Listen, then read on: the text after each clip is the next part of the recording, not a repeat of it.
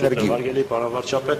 Máme rovnaké reaktory, pokiaľ ide o Arménsko, pokiaľ ide o Slovensko.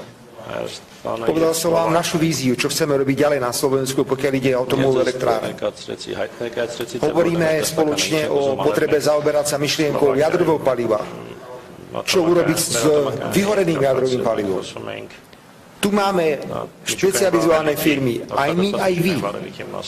Dajme ich dohromady a môže byť z toho fantastická spolupráca. Čiže prvý okruh, na ktorom sme sa zhodli, kde chceme zapojiť ľudí, dať energiu, je otázka našeho spoločného priestoru v jadrovej energetike.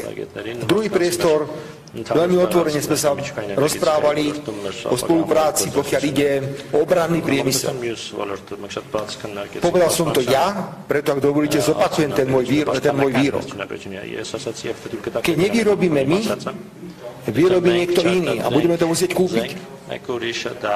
Ak máme vynakladať obrovské finančné prostriedky na bezpečnosť, urobme všetko preto, aby sme v rámci spolupráce aj menších krajín našli produkty, ktoré uspokoja naše potreby a súčasne nás nebude takáto spolupráca nútiť obrácať sa na veľkých partnerov v Severoatlantickej aliancii.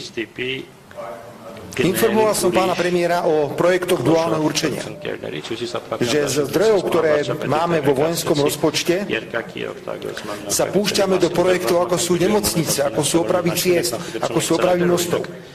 Myslím si, že armáda potrebuje aj infraštruktúru, nepotrebuje len zbranie v takom ponímaní, ako sme to videli v minulosti.